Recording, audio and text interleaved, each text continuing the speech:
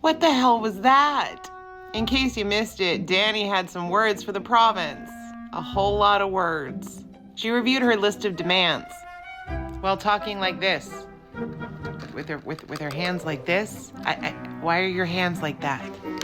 The thing with Dani is you have to listen to what she's saying, how she's saying it, and then dig one level deeper. In true Dani form, we're gonna have another panel, a group of people that she hand selects, because when she selects people, it's never biased. No cronyism there. We don't ask for special treatment or handouts. We just want to be free.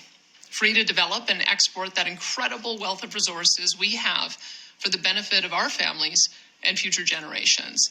Free to pursue opportunities with the ideals of entrepreneurship, hard work. The gist is she uses the term free a lot. A lot.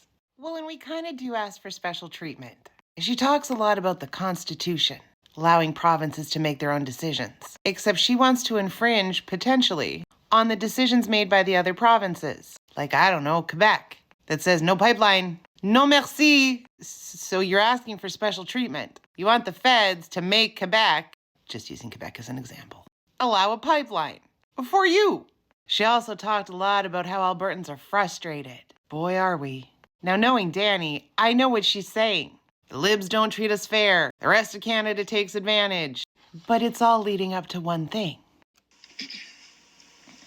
As a start, I will soon appoint a special negotiating team to represent our province in negotiations with the federal government on the following reforms requested by our province. We hope this will result in a binding agreement that Albertans can have confidence in. Call it an Alberta Accord. Two important words: reform and accord. Federal governments haven't really done well with accords in the past. And now you want them to somehow agree to an Alberta Accord? How'd that whole Meech Lake thing turn out? Oh yeah, they didn't really consult with Indigenous people either. After the work of the panel is finished, it is likely we will place some of the more popular ideas discussed with the panel to a provincial referendum so that all Albertans can vote on them sometime in 2026. To be clear from the outset, our government will not be putting a vote on separation from Canada on the referendum ballot. However, our government will make it easier for wackadoodles to get a petition going to try and have a referendum on separation. I mean, Dani goes on, says it multiple times, that she believes in an Alberta within a united Canada. But she understands how Albertans are disappointed, frustrated. They really need to get at the source because they say frustrated like 1,000 times. And then she talks about the growing group of Albertans. I'm going to let her say it. Make sure you're not drinking when you listen to it. You might spit out your drink. Want Albertans to know how important it will be in the coming months for our province to be steadfast, unified, and to refrain from heeding the voices of those seeking to divide Albertans against one another. There will be many outside and even inside this province who will try and sow fear and anger among us. They will seek to divide us into different camps for the purposes of marginalizing and vilifying one another based on differing opinions, effectively pitting neighbor against neighbor and Albertan against Albertan. This is not the Alberta way. It's not who we are, and it's not who I am. Huh? You sure about that? I get wanting your province to do well. I really do. But you're part of the reason why there is division.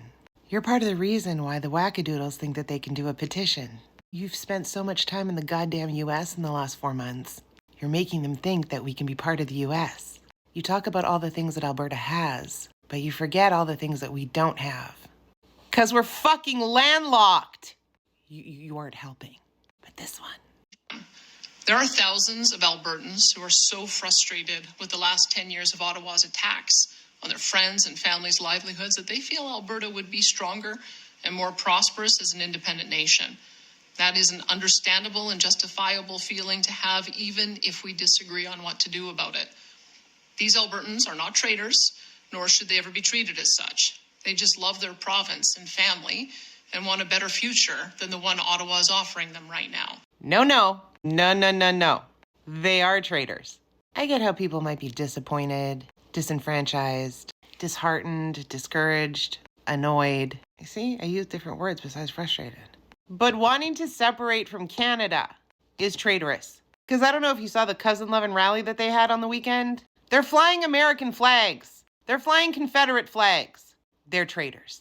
Anyhow, it was about 18 minutes long. There's a lot of this, a lot of amping people up, and then saying, whoa, whoa, whoa, but okay. She even had a quote that said, having people in government thousands of miles away. See, she's already doing American. We speak in kilometers here.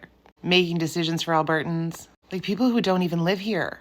And kind of like what Pierre Poilievre's going to try and do. Anyway, she's full of shit. You don't want division in a province? You don't want division between Alberta and the rest of Canada? Stop being an asshole. There's a way to stand up for Alberta without being an asshole. Rachel got a pipeline. Easy peasy.